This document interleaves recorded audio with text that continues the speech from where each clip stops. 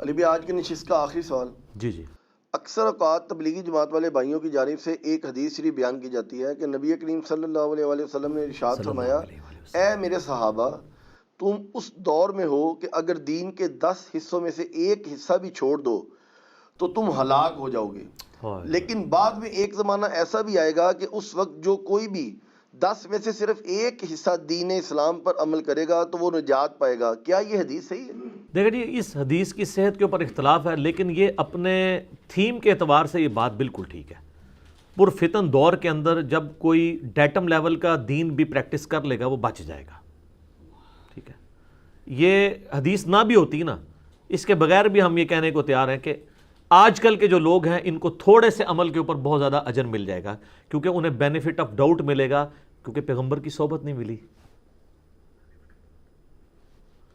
پیغمبر جب دنیا میں موجود ہوتے ہیں پھر یہ تو نہیں آپ کو پتہ لگانا پڑتا کہ رفع دین منسوخ ہوا ہے یا نہیں ہوا.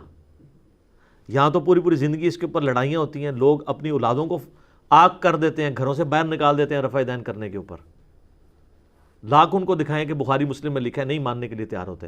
لیکن پیغمبر دنیا میں موجود ہو تو کیا یہ والے جھگڑے باقی رہیں گے؟ تو صحابہ کرام کو یہ جو ایج حاصل تھا نا، اور ہمارے حق میں یہ جو کمزوری ہے یہ کریڈٹ بن گیا ہمارے لیے، ڈیبٹ ہمارے لیے کریڈٹ ہے کہ ہم اگر بیسک لیول کا دین، یہ بیسک سے مراد یہ نہیں کہ نماز روزہ بھی چھوڑ دینا ہے، نہیں، فرائض پورے کر لیں، اس لیول کی قربانیاں نہ کریں، تب بھی ہم اس لیول کا اجر اچیو کر سکتے ہیں، کیونکہ اللہ تعالیٰ نے ہم سے اگر ایک چیز لی ہے تو دوسری چیز دے دی ہے. نبی علیہ السلام کی صحبت نہ ملنا یہ کوئی چھوٹا لاس ہے کسی امتی کے لیے، کسی پیغمبر کے ماننے والے کے لیے. بعد میں آپ دیکھنے صحابہ کے درمیان جنگیں ہو گئی ہیں. بخاری مسلم میں حدیث ہے، آپ کو پتہ ہے کہ انصار کے قبیلوں نے اور مہاجرین نے آپس میں ایک چھوٹی سی بات کے اوپر تلواریں نکال لی تھی، اور وہ کس طرح کی قوم تھی آپ کو پتہ ہے، بات بات پہ لڑنے والی. نبی علیہ السلام ممبر پہ چڑھے، آپ نے صرف اناؤنسمنٹ کی کہ جاہلیت کی رسومات، بس اتنی بات کی، سب نے تلواریں واپس کر لی. لیکن جمل صفین نہروان میں تو تلواریں واپس نہیں کی ہیں، ہزاروں مسلمان شہید ہوئے ہیں. اگر حضور زندہ ہوتے تو یہ سب کچھ ہوتا؟ کبھی بھی نہ ہوتا.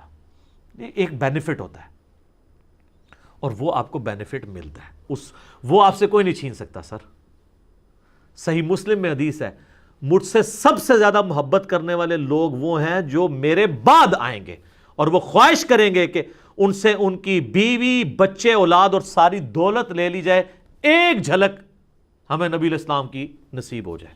صلوات بر محمد وآل محمد، اللہم صلی علی محمد وعلی آل محمد. یہ سر مسلم شریف ہے، تو یہ صحابہ کی فضیلت میں تو نہیں ہے، بعد ہم نہیں کہتے ہمارے لیے، کاش ہم اس لیول کا ایمان حاصل کر لیں، بعد والوں کے لیے. پھر سر جو مسند احمد میں حدیث ہے، جو مجھے دیکھے اور مجھ پر ایمان لائے اسے 1 دفعہ بشارت، اور جو مجھے نہ دیکھے اور پھر بھی ایمان لائے 7 دفعہ بشارت. یہ حدیث مسند احمد میں بھی ہے، صحیح ابن حبان میں بھی ہے.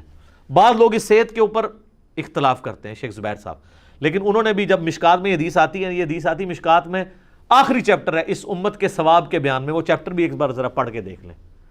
تو شیخ صاحب نے نا اس کے فٹ نوٹ پہ لکھا ہے یہ حدیث ضعیف ہے، لیکن صحیح ابن حبان میں اس کے ساتھ ایک اور حدیث ہے وہ بالکل صحیح ہے کہ جو مجھے دیکھے اور ایمان لائے اس کے لیے توبہ ہے، بشارتیں ہیں، اور جو بغیر دیکھے ایمان لائے اس کے لیے توبہ ہے، پھر توبہ ہے، ڈبل بشارت ہے. چلو ڈبل تو پہنچ گئے نا. اور پھر جو مسند احمد میں حدیث ہے، سنن دارمی کے اندر ہے، مشکات کے بھی اس چیپٹر کے اندر موجود ہے، المستدر للحاکم میں بھی ہے. حضرت ابو عبیدہ ابن جرح اشرم و اشرم میں سے ہے نا، وہ بیٹھے ہوئے تھے تو حضور سے کہنے لگے یا رسول اللہ سب سے بہترین ایمان تو ہمارا ہوگا، کیونکہ دیکھیں ہم نے آپ پہ ایمان لائے، جہاد میں آپ کی مدد کی، اتنی قربانیاں آپ کے لیے کی. تو آپ نے فرمایا کہ نہیں، سب سے بہترین ایمان ان لوگوں کا ہے جو میرے بعد آئیں گے، جنہوں نے مجھے دیکھا بھی نہیں ہوگا تب بھی مجھ پہ ایمان لے کر آئیں گے. کیونکہ صحابہ کرام نے حضور کو دیکھ کے جو کچھ اچیو کر لیا تھا نا، ان کا لیول بہت، ان کو کبھی وسوسہ بھی نہیں آتا تھا دین کے بارے میں. صحیح بخاری میں حدیث ہے، عبداللہ ابن مسعود کہتے ہیں ہم کبھی حضور کے ساتھ کھانا کھا رہے ہوتے تھے، ہمارے نوالے سے تسبیح کی آواز آ رہی ہوتی تھی اور ہم سنتے تھے. یہ اب جس نے دیکھ لیا ہے.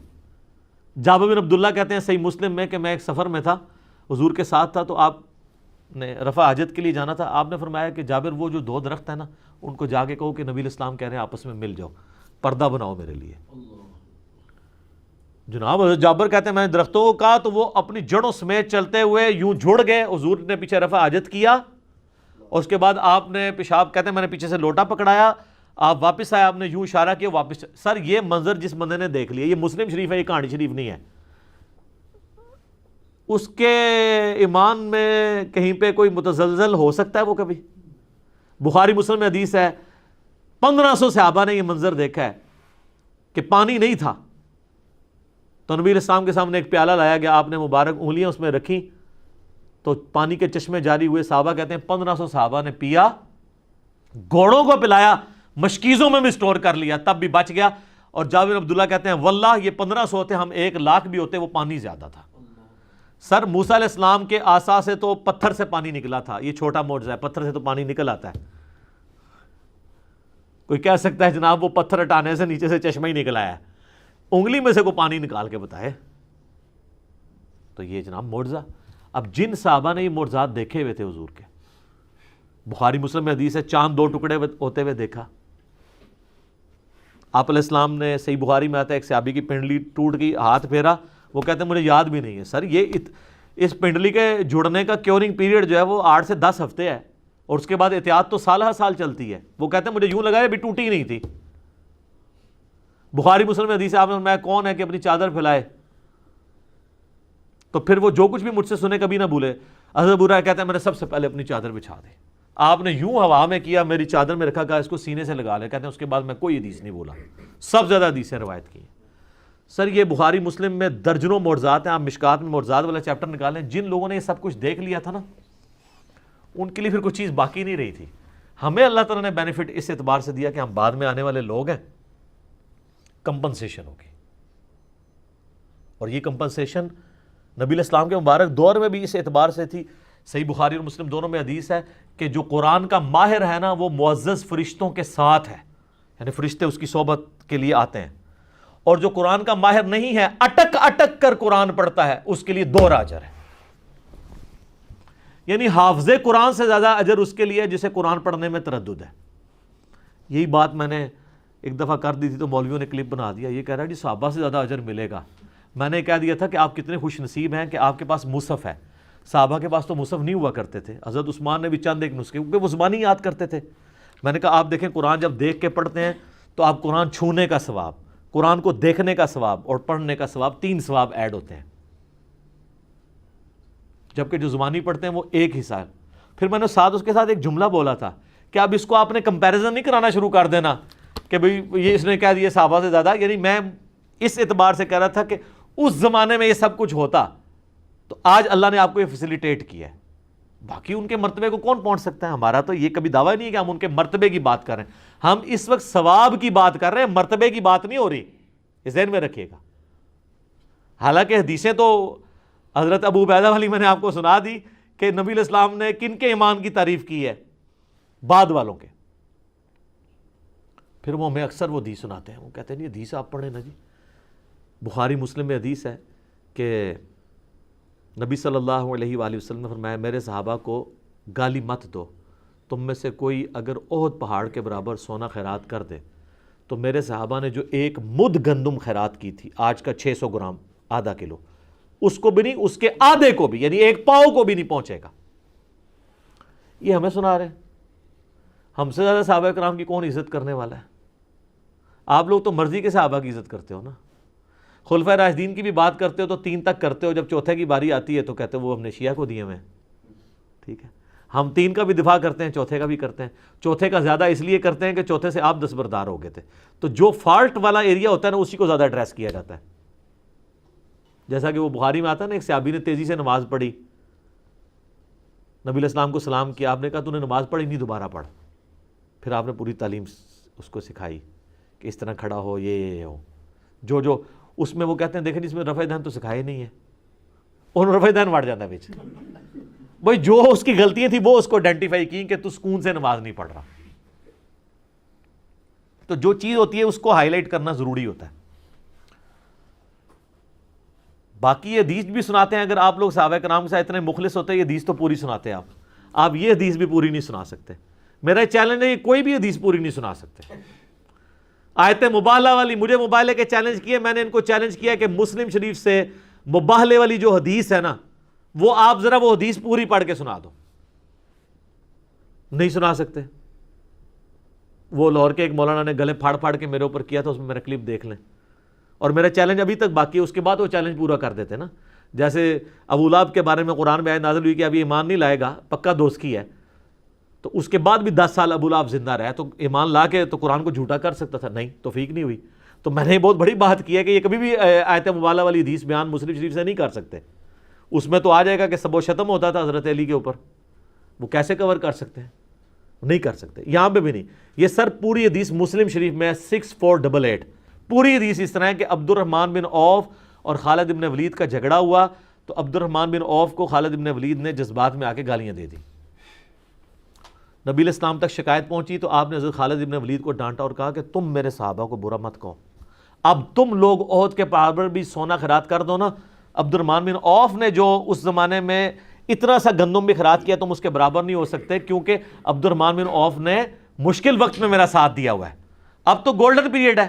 خالد بن ولید، عمر بن عاص، یہ وہ لوگ ہیں جو صلح حدیبیہ کے بعد مسلمان ہوئے ہیں، جب مسلمانوں کا گراف اوپر ہی جا رہا تھا. تو حضرت خالد بن ولید بھی صحابی تھے، لیکن حضور نے ان کو الگ کر دیا کہ تم لوگ عہد کے برابر بھی سو. یہ انجین محمد مرزا کے بارے میں نہیں ہے، میرے بارے میں ہوتا تو مجھے یہ کہا جاتا تھا کہ 10 زمینوں کے برابر بھی خیرات کر دو. میرا تو کوئی لیول نہیں ہے. لیکن سر جو ان کا ہے وہ بھی تو کم از کم بیان کرے. وہ اس لیے بیان نہیں کرتے کہ مسلم شریف میں 6229 نمبر حدیث ہے کہ آل مروان کہا کرتے تھے ممبروں پہ بلا کے صحابہ سے کہ کہو لعن اللہ ابو تراب، ابو تراب علی بن ابی طالب پر لعنت. یہ الفاظ ہیں. وہ کہتے ہیں نہیں، سب کا ترجمہ ہے تنقید. اور بھئی الفاظ ہیں لعن اللہ ابو تراب. مجھے ایک دیوبندی مل گیا، وہ بڑا سٹرانچ قسم کا نا، اسلام آباد ایک افطاری کے اندر کئی سال پہلے. کہتا نہیں وہ سب کا آپ کو پتہ نہیں. تقی عثمانی صاحب نے کتاب لکھی، میں ہو تقی عثمانی نے تھے پوری حدیثاں بھی نہیں بیچارے نے پڑھیاں. اے کھول ہم مسلم شریف، لعن اللہ ابو تراب لکھے ہی کہ نہیں؟ لعن دے لفظ نہ ہوتے منو پھاڑا کے. تو سب کا ترجمہ تنقید ہے. اچھا دوسرا یہ کہ تنقید صحابہ پہ کرنا ٹھیک ہے؟ ہاں ٹھیک ہے. حضرت علی پہ ہو رہی ہو تو، دوسروں پہ ہو رہی ہو تو آپ کو رافضی کہیں گے ہم.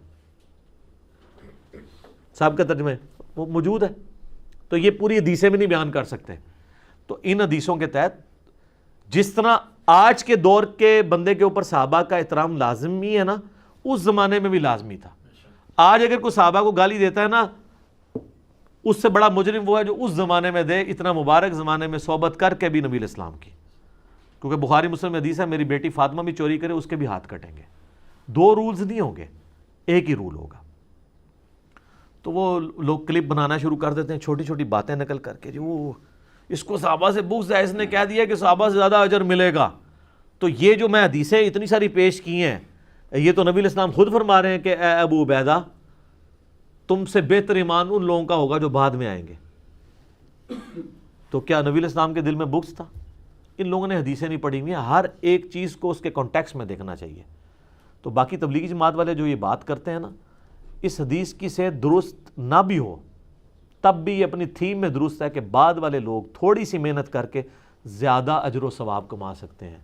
بعد والے لوگ تھوڑی سی محنت کر کے جو ہے وہ قیامت والے دن آسانی سے کامیابی حاصل کر سکتے ہیں. لیکن واللہ اس میں مرتبے کی بات کبھی نہیں ہو رہی.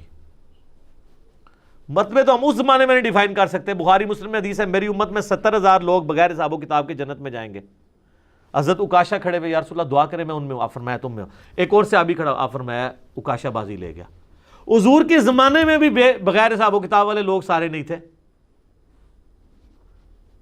تو چاہیے ہے کہ آپ آج کی بات کریں، وہ اللہ کو پتہ ہے. باقی جو ان کی رسپیکٹ، وہ سارا معاملہ اپنی جگہ ہے، اس سے کسی کو انکار نہیں ہے. وہ ہمیں کسی سے سرٹیفکیٹ لینے کی ضرورت نہیں ہے. اللہ کا شکر ہے یہ وہ پلیٹ فارم ہے جہاں سے قرآن، حدیث، صحابہ کے اقوال بیان ہوتے ہیں. الحمدللہ. باقی سب لوگ تو کہانیاں کرا رہے ہیں. میں پہلا بندہ ہوں جس نے آ کے یہ آواز بلند کی ہے کہ صحابہ کے اعمال اور ان کے اقوال قرآن و حدیث کی طرح حجت ہے. ورنہ کتاب و سنت کا نام لینے والے لوگ یہ بات نہیں کرتے تھے. حنفی کرتے تھے، وہ کرتے اس لیے کہ وہ عمل نہیں کرنا ہوتا، انہوں نے صرف کہنا ہی ہوتا ہے. تو وہ آپ جتنا مرضی دعویٰ کرتا رہے صحابہ حجت، صحابہ حجت. وہ صحابہ حجت یہ کہہ رہے ہوتے ہیں کہ وہ اینٹی شیعہ بات کر رہے ہوتے ہیں. صحابہ کو حجت نہیں انہوں نے ماننا ہوتا. یہاں پہ اہل حدیث کہتے تھے ہمارے لیے صحابہ بھی حجت نہیں ہے. ہم تو نبی علیہ السلام کا فتویٰ دیکھیں گے، کبھی داڑھی کا مسئلہ اٹھاتے تھے، کبھی کچھ. میں پہلا بندہ ہوں جس نے آگے آواز بلند کیا کہ صحابہ کا سورس آف نالج نبی علیہ السلام ہے، صحابہ کی بات حجت ہوگی. عبداللہ بن عمر اگر مٹھی کے بعد داڑھی کاٹتے ہیں تو داڑھی کا فارم یہ ہوگا. میں نہیں کاٹتا ہوں لیکن اس فارم کو ہم لیتے ہیں. 3 ہی صحابہ ہیں جنہوں نے داڑھی والی حدیث روایت کی ہے، داڑھیاں بڑھاؤ مجھے پس کرو. حضرت عبداللہ ابن عمر، ابو ہریرہ اور ابن عباس رضی اللہ عنہم اجمعین، اور تینوں مٹھی کے بعد داڑھی کاٹتے تھے. اسی تو شیخ البانی کہتے ہیں مٹھی کے بعد داڑھی کاٹنا واجب ہے. وہ کہتے ہیں صحابہ بتا رہے ہیں کہ داڑھی کتنی ہونی چاہیے. وہ اپنا کوئی شاگرد کوئی دیکھتے تھے لمبی داڑھی والا، کہتے دونوں کہتے ہیں پکڑو انہوں باواں تو. بالکل ان کے شاگرد خود بتا رہے ہیں، ان کی بایوگرافی میں لکھا ہے، اور کٹوا دیتے تھے داڑھی لمبی. اور ان کی اپنی داڑھی تو میرے سے بھی چھوٹی ہے، آپ جا کے شیخ البانی کی تصویر لکھیں تو آپ کو پتہ چل جائے گی. تو صحابہ حجت ہیں، یہ ہم نے ہی تو پہلی بار آگے بات کی ہے. یہ ہم نے آگے کہا علیکم بسنتی و سنت الخلفاء الراشدین کے تحت جو لوگ حضرت عثمان کے خلاف کھڑے ہوئے ہیں اور آپ ان کو بانچے کھول کھول کے باغی کہتے ہیں اور کہتے ہیں وہ جی بلوائی تھے، حضرت عثمان خلیفہ راشد کے خلاف کھڑے ہوئے. تو اس کے بعد جو خلیفہ راشد ہیں حضرت علی، ان کے خلاف جو کھڑے ہوئے ہیں وہ کیا ہیں؟ وہی فارمولہ لگائے نا، پوری حدیث علیکم بسنتی و سنت الخلفاء الراشدین المہدیین، وہ پوری لگائے نا. ٹھیک ہے، تو اللہ کا شکر ہے اس پلیٹ فارم سے صحابہ کی حجیت، اہل بیت کی حجیت، ان کی تعلیمات کی حجیت، ہم ہی اس کو لے کے چل رہے ہیں اللہ کے فضل سے. تو ہماری باتوں کو میں آخر میں ریکویسٹ کروں گا، میرا کوئی بھی کلپ ملتا ہے نا، بیچ میں سے جملے نہ دیکھا کریں، پوری دیکھا کریں کس کانٹیکسٹ میں بات ہو رہی ہے، پھر آپ کو اس کی انٹینسٹی سمجھ آئے گی یہ بات کیا ہوگی. اب قرآن سے آپ ایک آیت اٹھا لیں، اے نبی تم سے پوچھتے ہیں قیامت کب آئے گی، آگے الفاظ ہیں کہ جس دن تمہیں آگ پہ تلا جائے گا. اب ہمارے مہذب زمانے میں اس دور کے اندر اس قسم کا جواب مہذب جواب نہیں مانا جاتا، لیکن سر اس کے پیچھے 13 سالہ مکی قرآن ہے جس میں جب یہی سوال ہوتا ہے کہ قیامت کب آئے گی تو بتایا جاتا ہے کہ دیکھو تم قیامت کے لیے تیاری کرو. جو لوگ قیامت پہ ایمان لاتے ہیں وہ تو ڈرتے ہیں، اور تم لوگ یہی پوچھ رہے ہو، تاریخیں پوچھ رہے ہو، اس کی بجائے تیاری کرو. 13 سال تک ایک استاد یہ پڑھاتا رہے اور پھر اینڈ پہ وہ شرارت کے طور پہ سوال کرے، پھر یہی کہا جائے گا جس دن تمہیں تلا جائے گا. لیکن آپ تلنے والی آیت ہی پہلے نکال کے لوگوں کو پیش کریں تو لوگ قرآن سے بھی متنفر ہوں گے. تو میرا بھی آپ کلپ میں سے کوئی ایسا ٹکڑا کاٹیں گے جو میں نے ایک خاص مزاج میں ایک پوری گفتگو میں بات کی ہوئی ہے، اور پھر کہیں گے جی علی کیا بات کر رہا ہے. اس طرح کے تو آپ قرآن کے ساتھ بھی حدیث کے ساتھ بھی کریں تو آپ وہ کتنے لوگ متنفر ہوں گے. اس طرح نہیں ہوتا، وہ پوری ایک کانٹیکسٹ میں بات ہوتی ہے، اس میں کوئی ایک جملہ آتا ہے اور وہ جملہ اس کے اندر بالکل فٹ ان بیٹھا ہوتا ہے. بات سٹارٹ ہوئی ہوتی ہے، اینڈ ہوئی ہوتی ہے، پک اینڈ چوز کریں گے. ٹھیک ہے، یہ میں وہ بتا رہا ہوں جو پک اینڈ چوز کانٹیکسٹ کے ساتھ ہو رہا ہے وہ بھی ڈینجرس ہے. آؤٹ آف کانٹیکسٹ تو ہی ڈینجرس ہے نا. قرآن میں ہے کہ حضرت عیسیٰ ہی اللہ ہیں، لیکن اس کے شروع میں لکھا ہے لقد کفر الذین قالوا ان اللہ هو المسیح ابن مریم. یہ تو ہے آؤٹ آف کانٹیکسٹ، لیکن قرآن میں کئی چیزیں کانٹیکسٹ کے ساتھ بھی اگر آپ بیان کریں، پورے کانٹیکسٹ کے ساتھ وہ جملہ اٹھائیں، وہ ایک عام بندے کے لیے ماننا مشکل ہو جائیں گی. نماز کے قریب مت جاؤ جب تم نشے کی حالت میں ہو. اس سے لوگ یہی وزن نکالیں گے نا کہ بھی عام حالت میں آپ نشہ کر سکتے ہیں، نماز کی حالت میں نہیں. لیکن اس کے آگے پیچھے کوئی کانٹیکسٹ تو ہے نہیں ہے. کانٹیکسٹ جا کے سورہ مائدہ کے اندر ہے، یہ آیت نساء کے اندر ہے، جس میں پتا چلا ہے کہ یہ اس زمانے میں ہے جب شراب حرام نہیں تھی، آج کی ڈیٹ میں حرام ہے. تو اس طریقے سے ہم بھی کسی مزاج میں کسی ایک ٹاپک کو ڈریس کر رہے ہوتے ہیں، آواز کا اتار چڑھاؤ ہوتا ہے. جس طرح آپ کو پتہ ہے یہ FIR جس کیس پہ کاٹی گئی تھی وہ تو بات ہی کچھ اور ہو رہی تھی. ٹھیک ہے، جن لوگوں کے بارے میں ہو رہی تھی انہوں نے بھی مزاح میں اسے لیا، انہوں نے کوئی مقدمہ نہیں ہمارے اوپر کروایا اور ان لوگوں نے پکڑ کے کروا دیا. باقی اللہ کے فضل سے جی ہائی کورٹ نے ہماری وہ پہلی پیشی کے اوپر ہمارے خلاف جو FIR تھی نا کاٹی ہوئی، سیشن کورٹ نے تو یہاں پہ ہی ضمانت دے دی تھی، ہائی کورٹ نے بھی وہ فارغ کر دی ہے. اب وہ کیس مکمل طور پہ ختم ہو چکا ہے. اب ہمارا جوڈیشری کا جو رائٹ ہے وہ شروع ہوتا ہے. باقی انشاءاللہ میں اس کے اوپر ڈیٹیل سے امید ہے اگلی مجلس میں بات کروں گا. جو ہائی کورٹ کا ڈیسیژن آیا ہے ریسنٹلی 5 جون 2020 کو، اللہ کے فضل سے پہلی پیشی کے اوپر ہی انہوں نے کہا یہ تو میلافائڈ انٹینشن کے ساتھ کاٹی گئی ہے، اس طریقے سے کسی اوپر FIR نہیں کاٹی جا سکتی. یہ میں اشارتاً بات اس لیے کر رہا ہوں کہ کوئی اپنے علاقے میں بیٹھا ہوا اگر کوئی اس طرح کی کوئی حرکت سوچ رہا ہے یا ہمارے چاہنے والوں میں سے کسی کو غصہ ہے تو اس کا غصہ ٹھنڈا ہو جائے، اور جو دوسرے ہیں تو وہ اپنی اس حرکت سے باز آ جائیں. اب یہ ہمارے پاس ہائی کورٹ کا ایک ڈیسیژن آ گیا، اب جہاں کہیں بھی کوئی اس طرح کی کوئی کرنے کی کوشش کرے گا تو ہم اس کو کاپی وہاں پہ بھجوائیں گے، معاملات ڈائلیوٹ ہو جائیں گے. اور آپ دیکھیں یہ لوگ آپس میں ایک دوسرے پہ FIR نہیں کٹواتے، ایک دوسرے کو کافر بھی کہتے ہیں، ایک دوسرے کے پیچھے نمازیں بھی نہیں پڑھتے. آج تک آپ نے سنا ہے کبھی ایک فرقے والے دوسرے کے اوپر بڑے عالم کے اوپر کٹوائی ہو؟ اس لیے کہ ان کو خطرہ نہیں تھا. میکڈونلڈ کی وجہ سے KFC کو خطرہ نہیں تھا، اس کا آئٹم زیادہ بک رہے تھے، اس کے زیادہ بک رہے تھے. یہ بیچ میں جو البیک آ گیا ہے آج کے دور میں، ان کی وجہ سے ان کی ساروں کی نا چھٹی ہو گئی ہے، اس لیے انہوں نے یہ کام شروع کیا ہے. باقی یہ زانیں شروع ہونے لگی ہیں، اس لیے ہم اسی کو کنکلوڈ کرتے ہیں اسی کے اوپر. اللہ تعالیٰ سے دعا ہے، اللہ تعالیٰ سے دعا ہے کہ جو حق بات میں نے کہی اللہ تعالیٰ ہمارے دلوں میں راسخ فرمائے. اگر جذبات میں میرے منہ سے غلط بات نکل گئی، اللہ تعالیٰ ہمارے دلوں سے ہی معاف کر دے اور ہمیں معاف بھی کر دے. ہمیں کتاب و سنت کی تعلیمات پر عمل کر کے دوسرے بھائیوں تک پہنچانے کی توفیق عطا فرمائے. سبحانک اللہم و بحمدک، اشہد ان لا الہ الا انت، استغفرک و اتوب الیک، وما علینا الا البلاغ المبین. جزاکم اللہ خیرا.